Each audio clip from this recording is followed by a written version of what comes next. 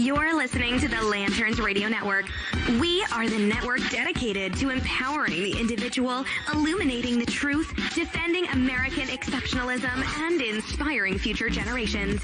Stay connected and get involved at lanterns.buzz for great radio. Get commentary and news of the day. Lanterns.buzz.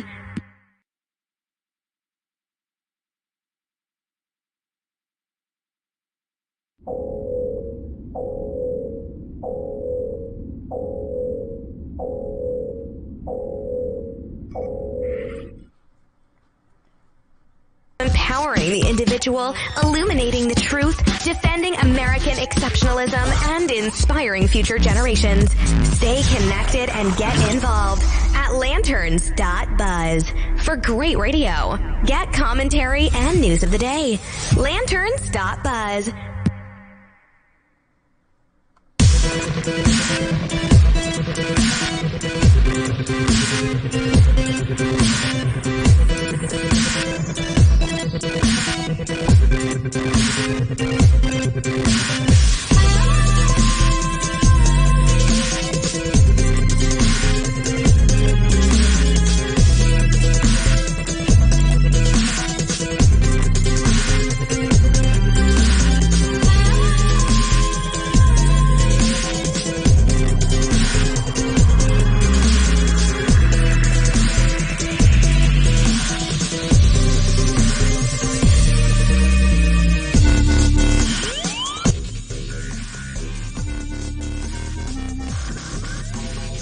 Here at the New Conservative Resistance, we understand if you don't get enough of the HollowNet.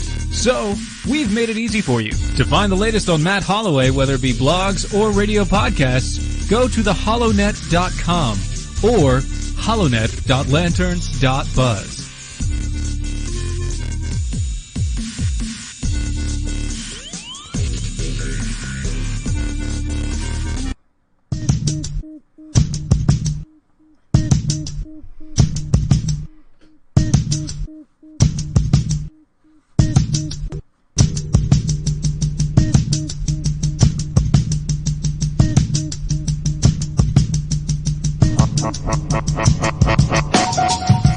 Good afternoon, everybody. You're listening to the HollowNet podcast here on the Lanterns Media Network from Phoenix, Arizona. I'm your host, Matt Holloway. Today is Sunday, June the 24th in the year of our Lord 2018, and there is a ton to unpack. In a very sudden move, President Trump has made the statement that illegal immigrants should be deported, quote, without seeing a judge. That's definitely a new twist in the ongoing immigration saga. We're going to take apart, do illegal immigrants have constitutional rights in the United States?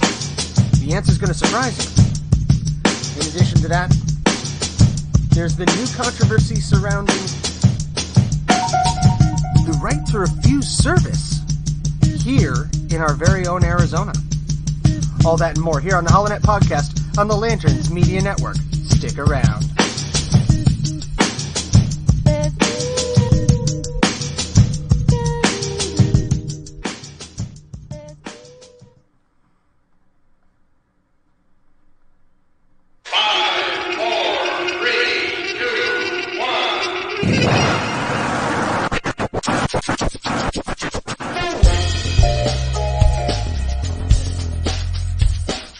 You're listening to the HollowNet podcast on the Lanterns Media Network.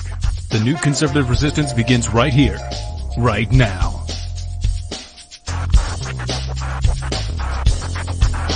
I will build a great wall on our southern border, and I will have Mexico pay for that wall.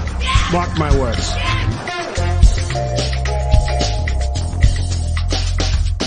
The American people are frustrated because their elected officials don't listen. When we're home on the campaign trail, we say we listen. And yet something about this Senate floor, something about Washington, D.C., I don't know if it's the water, something in the air, the cherry blossoms, but people get here and they stop listening to the American people.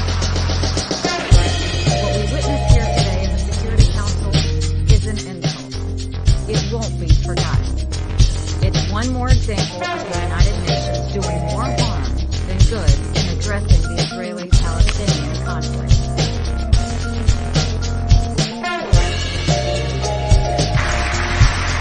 My duty and the sacred duty of every elected official in this chamber is to defend Americans, to protect their safety, their families, their communities, and their right to the American dream. Because Americans are dreamers too.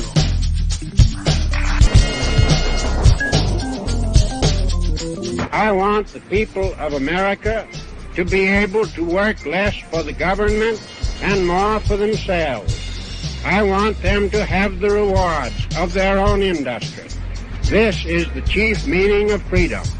Until we can reestablish a condition under which the earnings of the people can be kept by the people, we are bound to suffer a very severe and distinct curtailment of our liberty.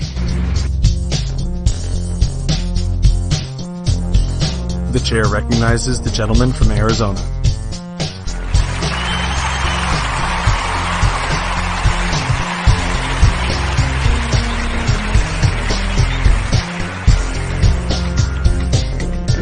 Thank you, everyone. Thank you. Senators, members of Congress, Mr. Speaker, and Mr. President. You had one damn job. Seriously. Allied reinforcements have arrived from the west. Incoming transmission.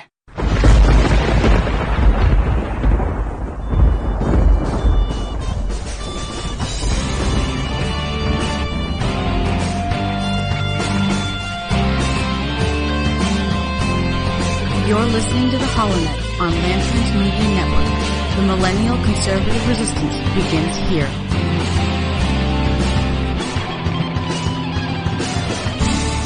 Yes, indeed, ladies and gentlemen, boys and girls, children of all ages, the new conservative resistance does indeed begin right here, right now, with you. You're listening to the HollowNet podcast here on the Lanterns Media Network, and I'm Matt Holloway from Phoenix, Arizona. How you doing? Have a very, very interesting start to the week this Sunday. Glenn Beck is in the news, that's right. Glenn Beck, the CEO and founder of theblaze.com. Full disclosure, theblaze.com, where I have been a contributor in the past. You can find all that fun stuff at theblaze.com /author/Matthew-Holloway if you want to check out some of my older work. Definitely enjoyed working with that crowd. But Glenn Beck is in the news. The Daily Beast, once again, is trumpeting, "The Blaze is burning down!" Oh, wait, no, I'm sorry, that's their headline from last year. This year, they're actually saying, "The Blaze implodes again." Yeah, I'm just curious, how many times is this company going to apparently be going out of business? I get that, there have been layoffs in the past, and, they really want, with their whole being, to watch Glenn Beck go down in flames, pardon the pun, but unironically posting this crap.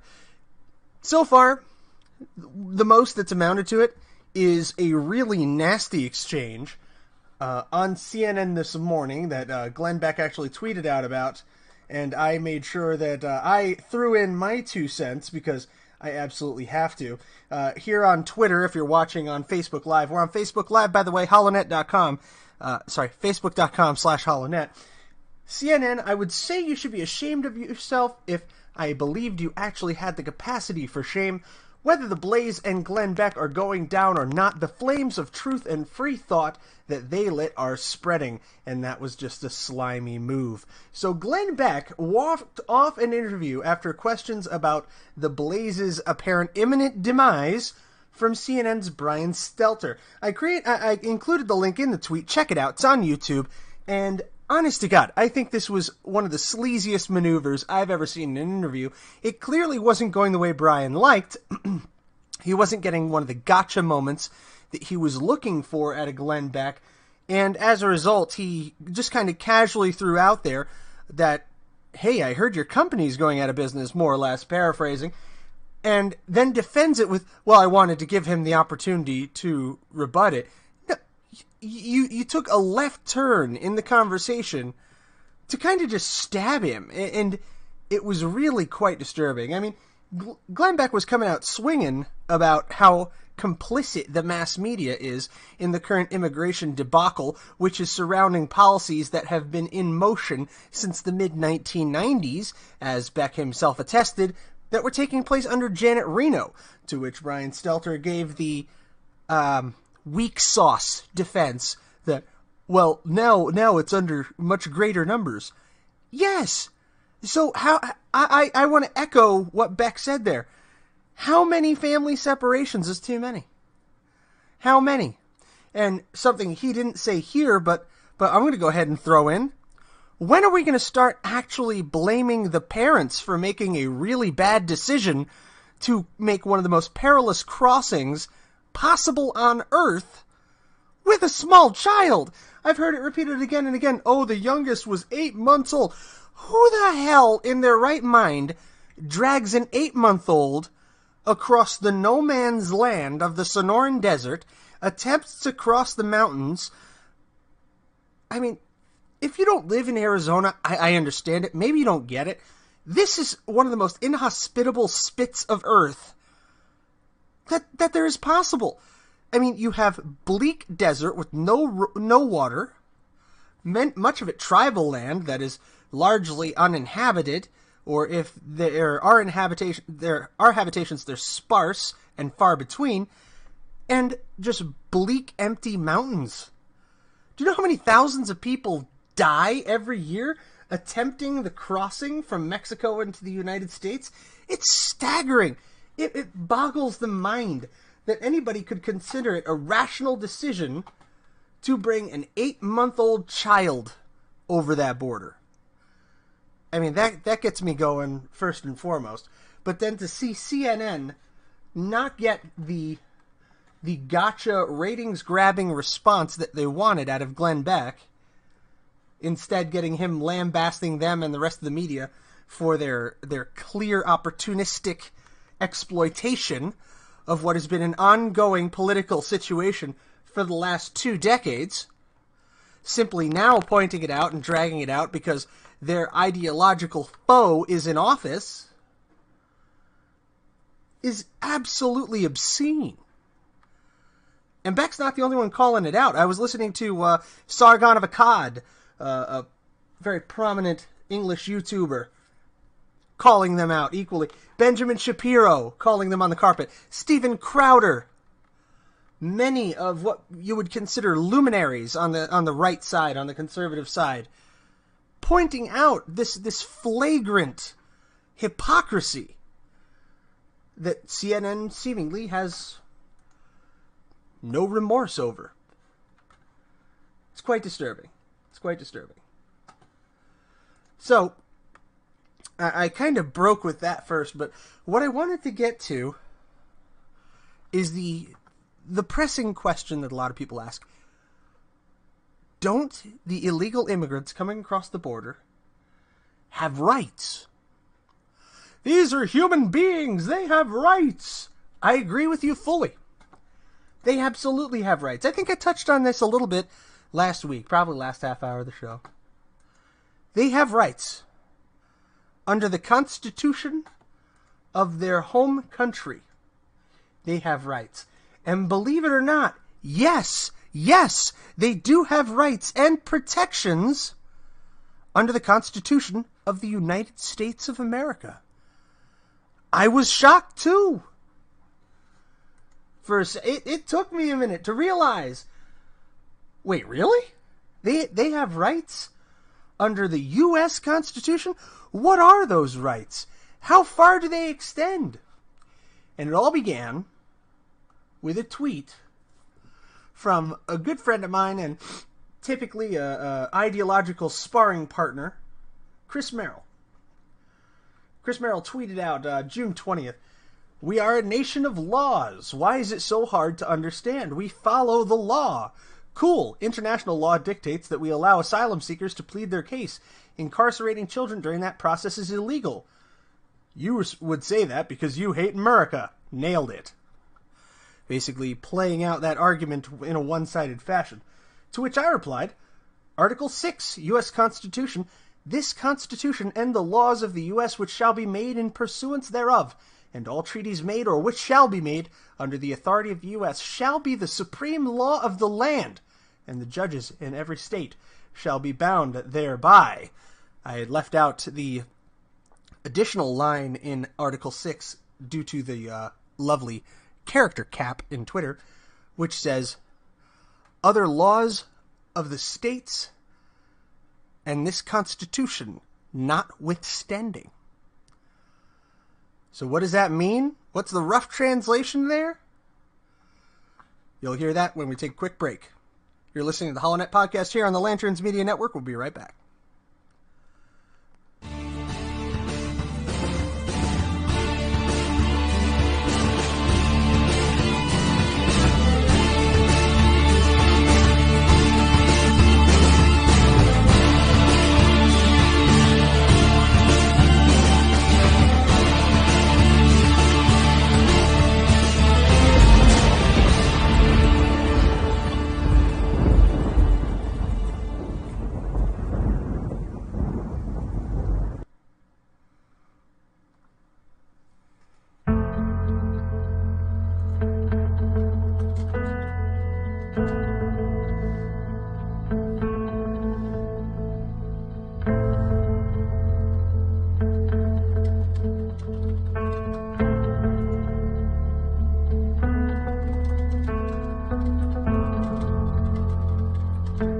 I see people coming together not for divisiveness of party or for dichotomy of thought, but for unity in principle.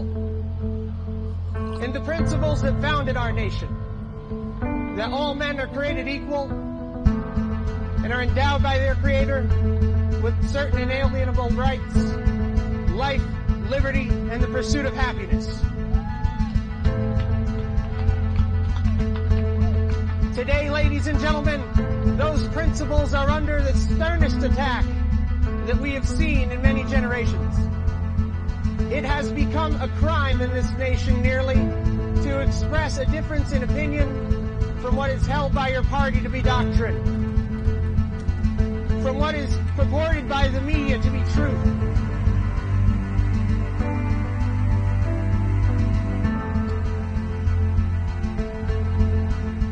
We have an opportunity to reach out to our fellow Americans regardless of their creed and regardless of their political inclinations, and unite as Americans, not as Republicans or as Democrats, as liberals or conservatives, but to unite around the principles that have guided this nation so well.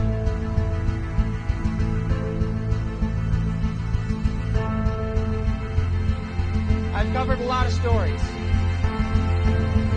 but the story that remains untold is the story of America in the 21st century, when we choose to turn back the tide against progressive socialism, when we choose to embrace the Constitution, the Declaration of Independence, and the Bill of Rights, when we remember what it is to be Americans. And that principle will not die as long as there is one man, one woman, one child who looks defiantly into the night and says, I am free.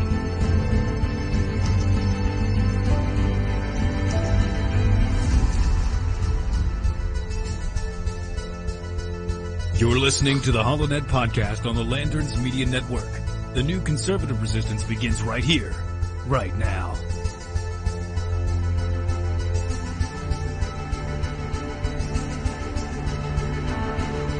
Allied reinforcements have arrived from the west.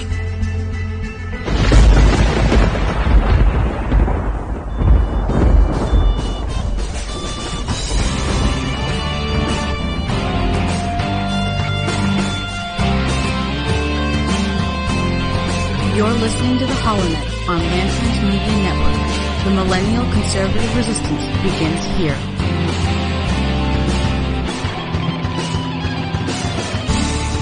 And we're back. You're listening to the HollowNet podcast here on the Lanterns Media Network from Phoenix, Arizona.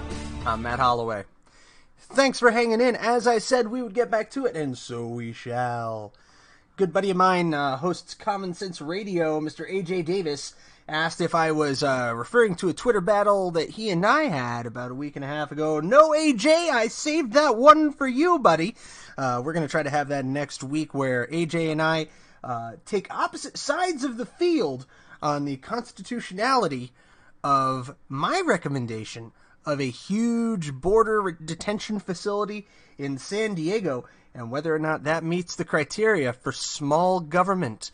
Ooh, I've had my small government bona fides challenged, and that challenge cannot go unanswered. But look for that next week. Hopefully I'll be teaming up with AJ Davis, another one of our Lanterneers, host of Common Sense Radio. You can find them on Twitter, also on Facebook. That's Common Sense Radio on lanterns.buzz. So back to what I was saying, that little Twitter exchange between myself and Chris Merrill. I went on to explain, of course, using one of my favorite Parks and Recreation heroes there, that e.g. international law is created by treaty. Therefore, it equals treaty law. Therefore, under the provisions of Article 6, it is constitutional law.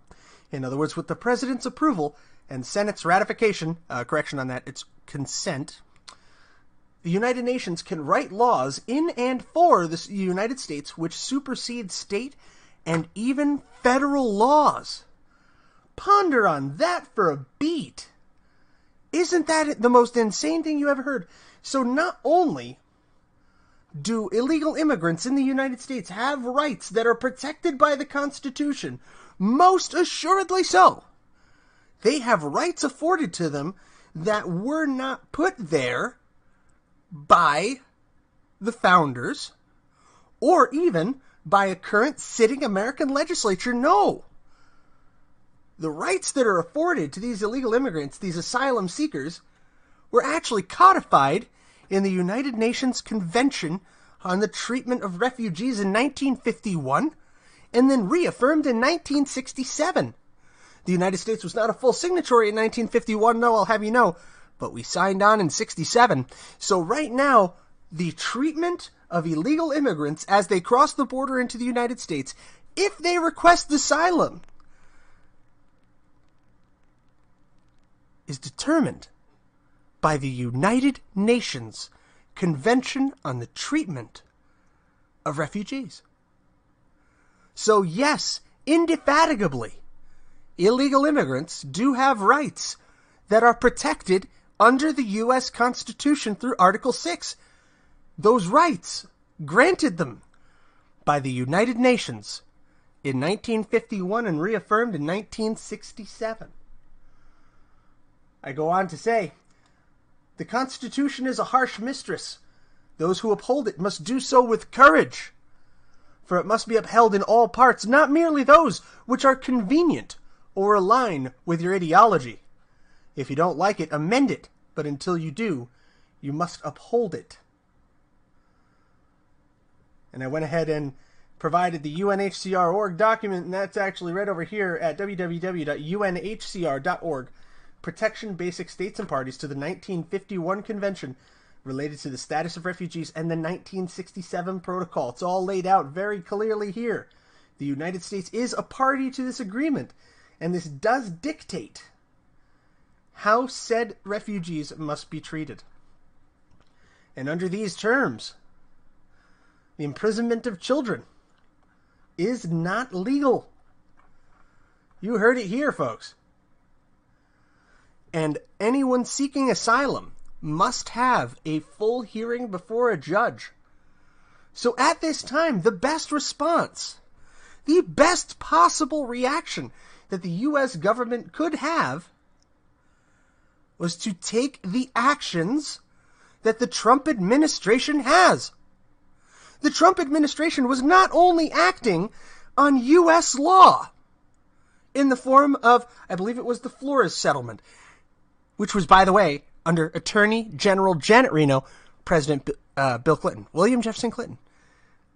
Not only was the Trump administration acting in accordance with the Flores settlement, but they were acting in agreement to the Convention relating to the status of refugees, 1951, the United Nations High Commissioner for Refugees. They were following international law. International law requires that all asylum cases are heard before a judge, and they have to be kept in the requesters have to be kept in protective custody until that time. And furthermore, the Flores Decree, or the Flores Judgment, settlement, I'll find the right word someday, requires that these children can only be held for a maximum of 20 days in detention before they are transferred either to a relative, a parent in the country, or a sponsor. And all of this has been going on steadily since the early 1990s. But it's only an issue now because a president who has made an enemy of the collective mainstream media and the progressive left is the one implementing it. When you go from selective enforcement of the law or prosecutorial discretion, quote unquote, under the Obama administration, and 8 years of it, to finally upholding and enforcing the law equally across all categories of illegal entrance into the United States, this is the inevitable result. And if you're so twisted about it, then why is no one paying heed to the recommendations of Senator Ted Cruz, who's brought legislation to the table that is apparently dead on arrival, which would solve this legally, which would provide for the housing of parents and children together in such a fashion as does not violate the law? No. Instead, President Donald Trump was pushed to using his executive power the very same way that his predecessor did, and executing quote-unquote prosecutorial discretion, choosing not to uphold the law evenly and equally across different classes. President Trump did make a mistake.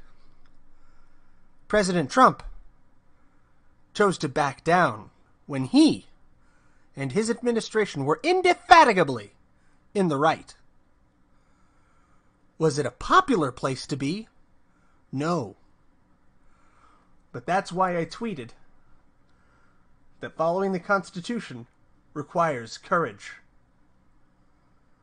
It must be upheld in all parts, not merely those which are convenient or align with your ideology.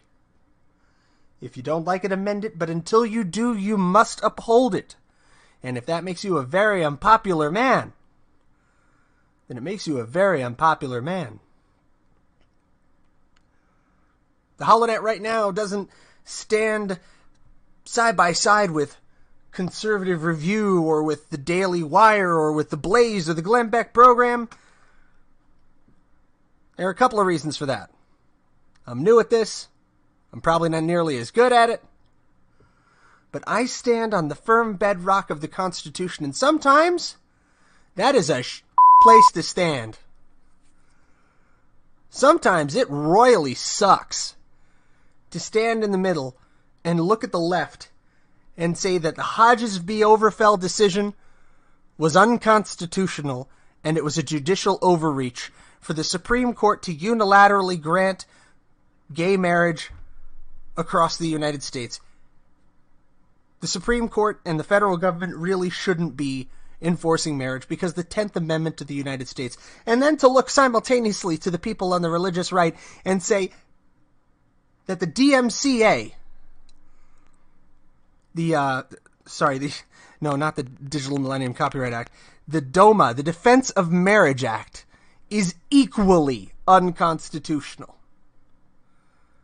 Where you have to stand in the middle and say to the left, no, you can't do that. And then look to your allies, so to speak, on the right and say, yeah, but you can't do that either. It's a crap place to stand. You don't make friends. You don't really stand up and charge up the band with your ideological fervor. No. That's not how you get 100,000 subscribers on YouTube. That's not how you get 500,000 friends on Facebook. That's not how you wind up with your own network and a top 10 show.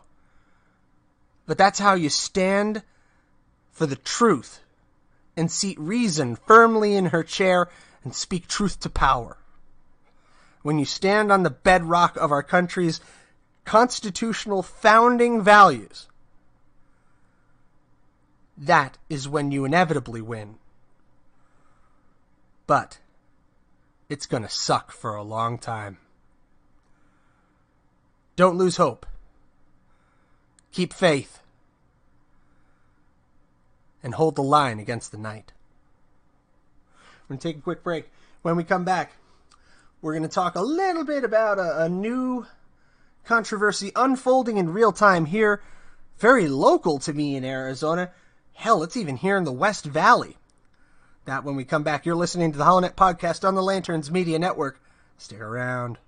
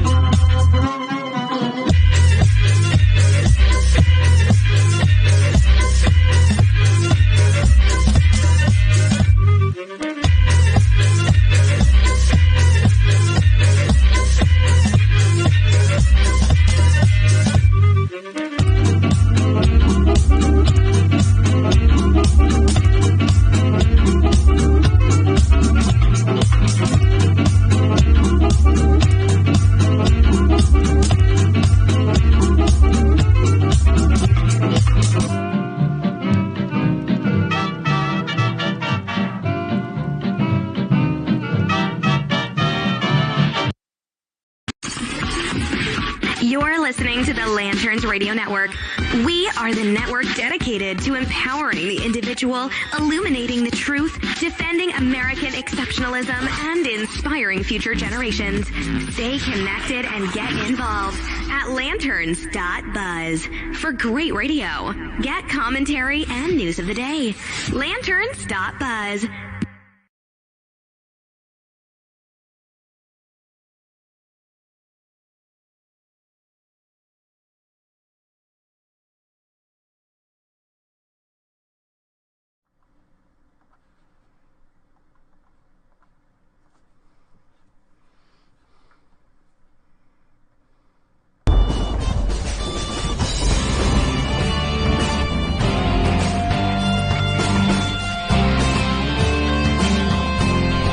You're listening to the HollowNet on Lanterns Media Network.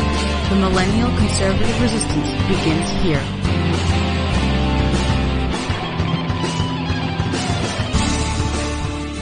Yes, that's right. You're listening to the HollowNet podcast here on the Lanterns Media Network from Phoenix, Arizona. I'm your host, Matt Holloway. We're going to take a quick look at Reuters.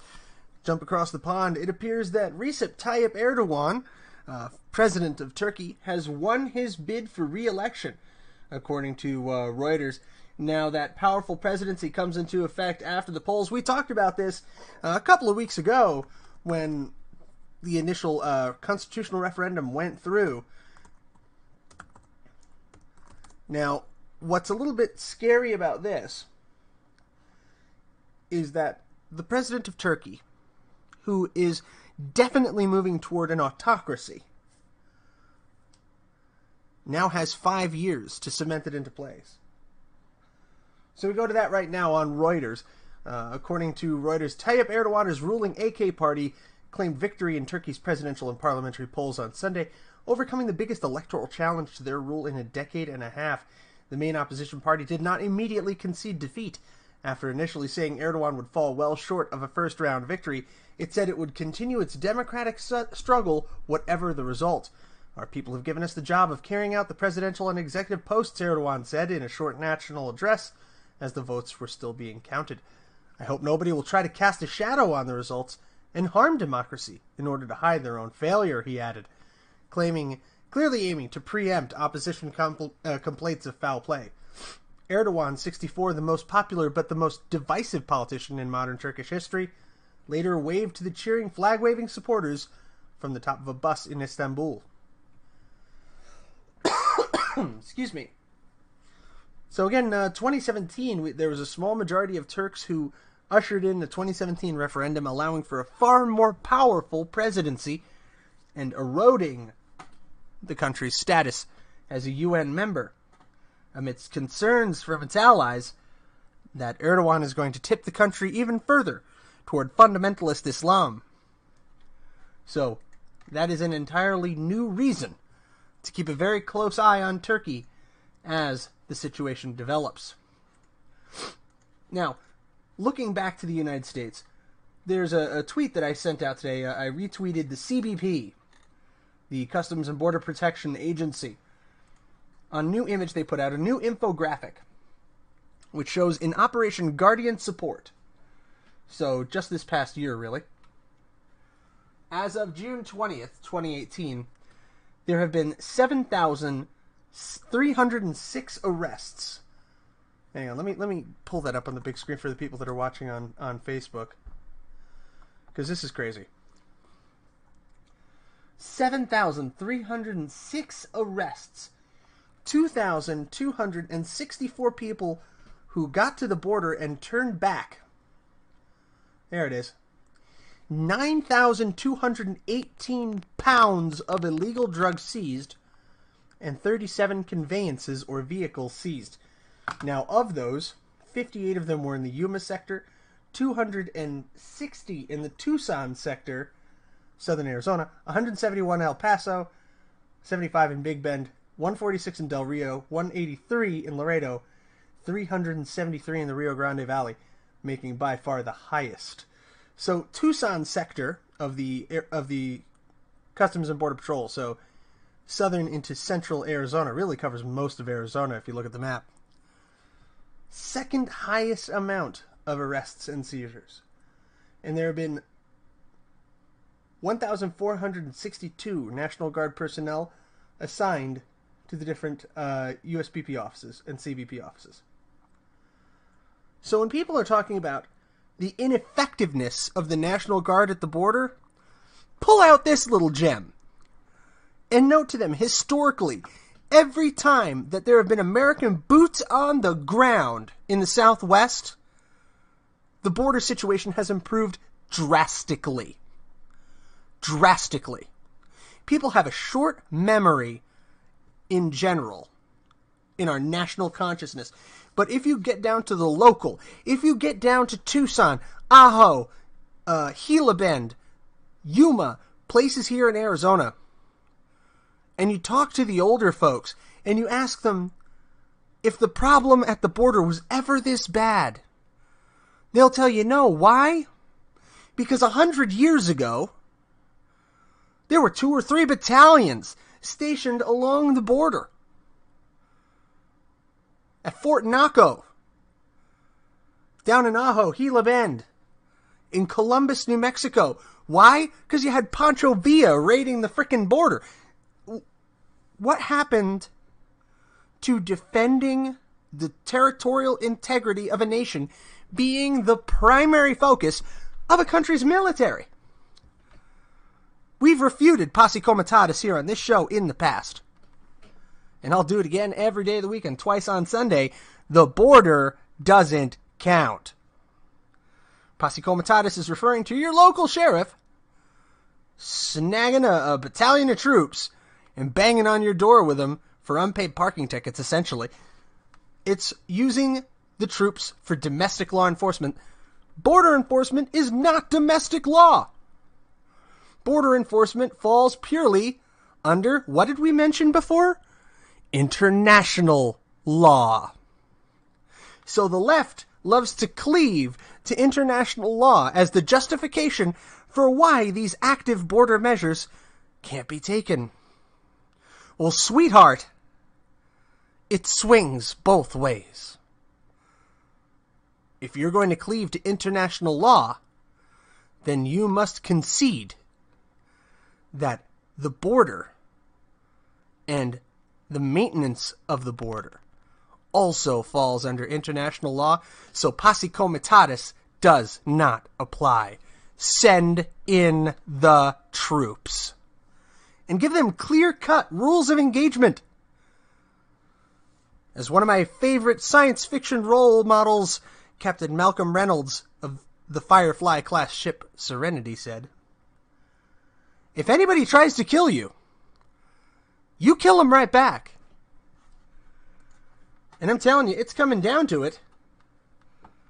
Because just a bare 5 hours ago, according to the Blaze, 8 hours, Democratic Socialists of America and other groups are behind the protests at ICE facilities across the country. Just this morning, there's a protest in McKellips, Texas, where some of our Border Patrol agents were severely injured. Okay, McKellips, Texas. That should ring a bell. Because in McKellips, Texas, that's where Glenn Beck went in 2014. Dropped off soccer balls and teddy bears and food for the migrant children that were being held there from South and Central America. And he got lit up for it. But now, let's look at McAllen, Texas. Only 4 years later, 5 hours ago, leftist protesters descend on Immigration Detainment Center. Border Patrol agent left badly injured. A Border Patrol agent was injured at an immigrant detainment facility in McAllen, Texas on Saturday while trying to control a crowd of protesters attempting to stop a bus carrying immigrants from leaving the facility.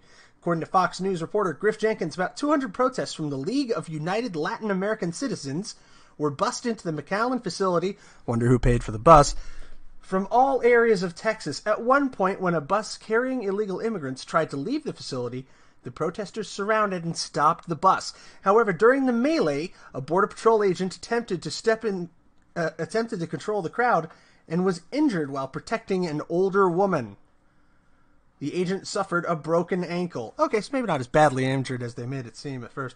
But during the incident, protesters screamed, "Set the children free," and "Shame on you," to Border Patrol agents who eventually helped maneuver the bus out of the facility, according to CNN.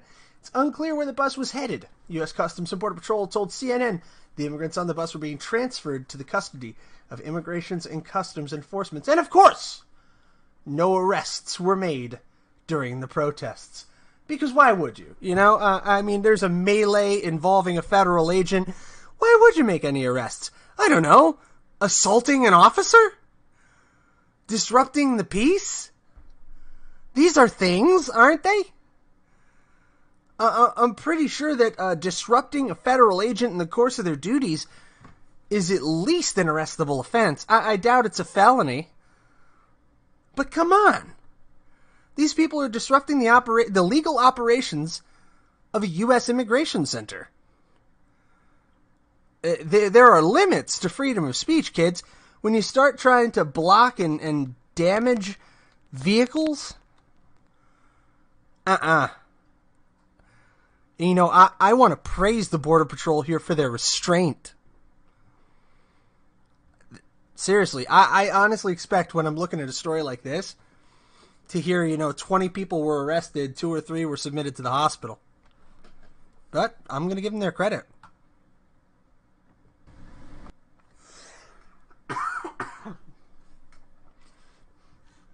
Now, going into the last segment of the show, normally we talk about some things to look forward to in the next week, but today, unfortunately, we actually have to look to a story from right here in Arizona. It's pretty upsetting. Now, according to sources, this took place at a pharmacy here in Arizona, where a woman was seeking to purchase what is in effect an abortifacient, a pill which, causes an abortion, more or less. And she was unable to do so. And this one is really one of those heartbreaking situations where you must rely on your moral compass. And your moral compass tells you that when someone has deeply held convictions, they must be protected under our laws. But there is definitely a limitation to the protection and a way to handle things. And there's also a way you should not. Now, according to Fox News, and I've actually read this in a Facebook post, which originally came from the woman this happened to herself. Okay, a pharmacist denied her medication for her miscarriage medicine over the personal beliefs. Fox goes on to say, an Arizona woman said she is deeply upset after a pharmacist refused to provide her with miscarriage medication because it went against his personal beliefs. The woman took to Facebook Friday to explain just days earlier her doctor had said she was going to suffer a miscarriage. Unfortunately, on Tuesday, we found out the baby's development had stopped and that she would ultimately have a miscarriage. She said she'd had one miscarriage before, she wrote. When offered the option of undergoing a hospital procedure to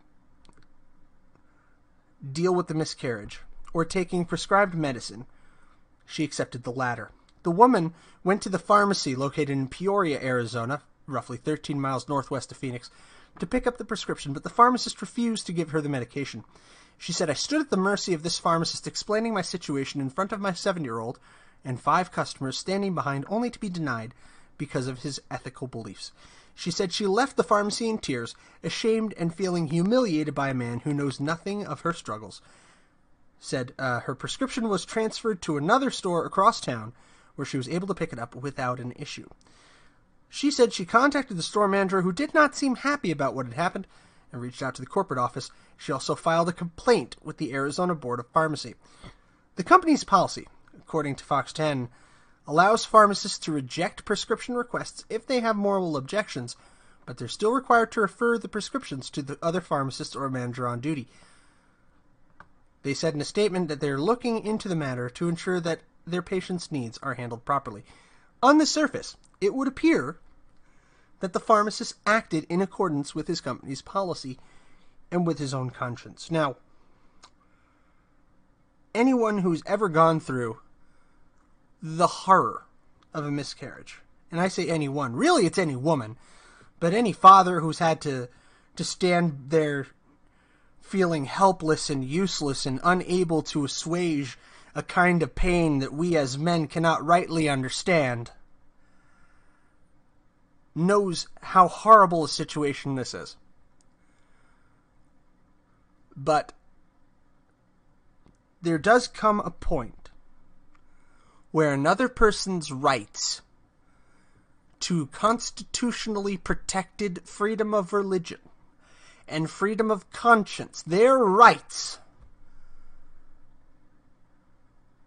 trump your feelings.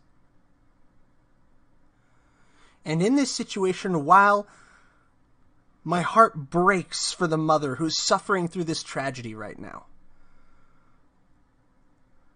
as a person who has felt this kind of shattering pain in my own life, without going into too much detail, my heart breaks for her and for her family, and I'm praying for them today that they find comfort and solace. But I do sincerely hope that this pharmacist's career is not cut short because he stood by his conscience. Because someone's rights are a fact. And facts don't have feelings. Someone's freedom of conscience and freedom of religion must be upheld in this country. And to rights, from what I can see, this woman was eventually provided with the medication that she needed. The way it went down should have been done better. I think there's no reason that this person could not be dispensed their medication at that very location by a different pharmacist. Typically, there are more than one pharmacist to a location, to my understanding. Or the pharmacy, the prescription can be filled at another location and sent there. I don't know.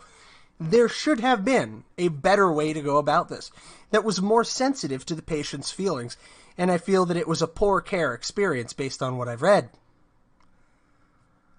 But we cannot begin to trample the religious rights of others in the name of our own convenience, in the name of our own feelings.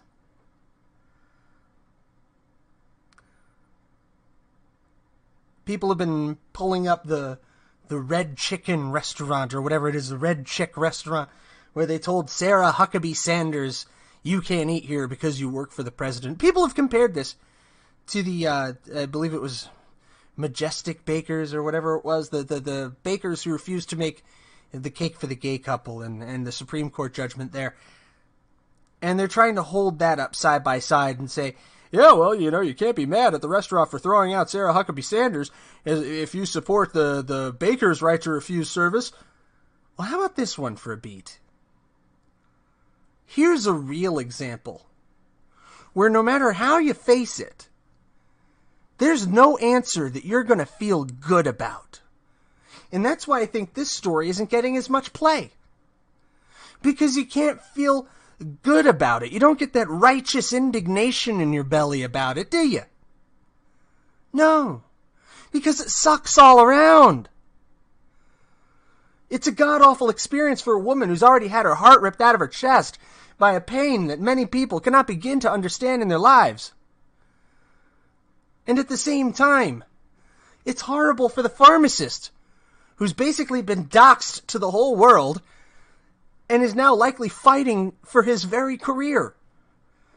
Which is why he, nor the patient, nor even the pharmacy were named on this program. I don't see the need to do so. I don't see the need to spread that fire. But that is the comparison that you should take when we're talking about the right to refuse service and the right of freedom of conscience and freedom of religion in this country.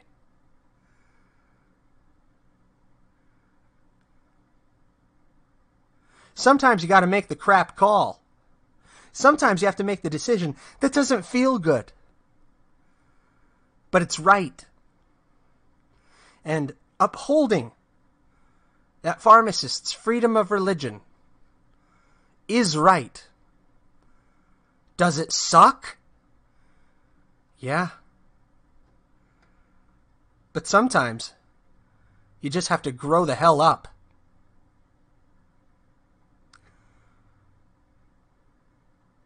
Find something positive this week. Find something you love doing and do it. I'll leave you with that as the cheery note at the end of this HollowNet podcast here on the Lanterns Media Network. From Phoenix, I'm your host, Matt Holloway. Good night. God bless you, and God bless the United States of America.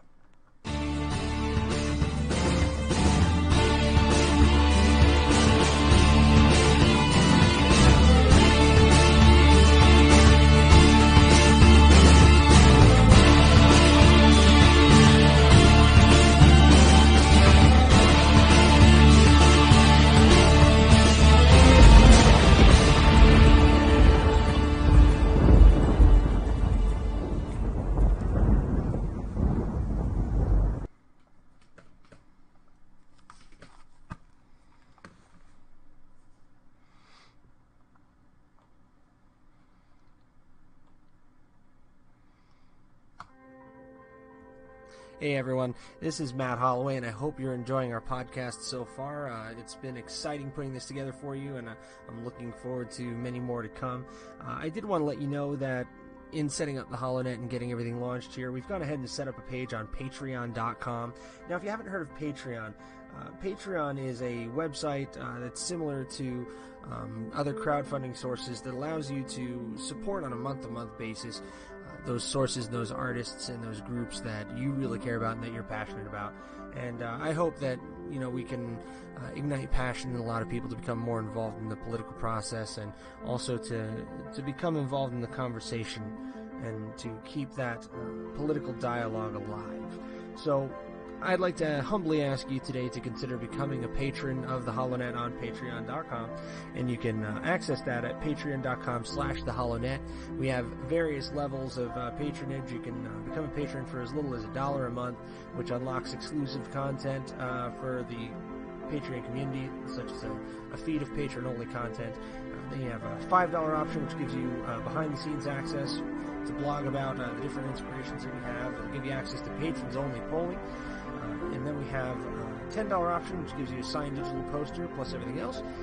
$20 option, which gives you name in the credits on the site, and all other rewards. And we even have a segment sponsor package available on Patreon, which is $125 a month, which entitles you and your business to a 60-second ad as a segment sponsor during the podcast, of course, subject to content approval. So if you would like to become a patron of the HollowNet, we would be greatly thankful to you, and it's going to go toward a solid cause of generating this sort of millennial constitutional conservative content that is so lacking in our media today. So thank you for your time, for your consideration, and for being a part of the HollowNet. Here we hold the line against the night, and the millennial conservative resistance begins here.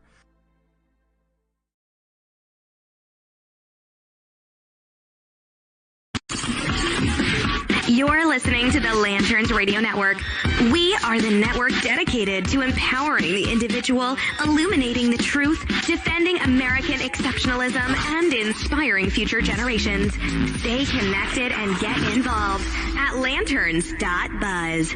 For great radio, get commentary and news of the day. Lanterns.buzz.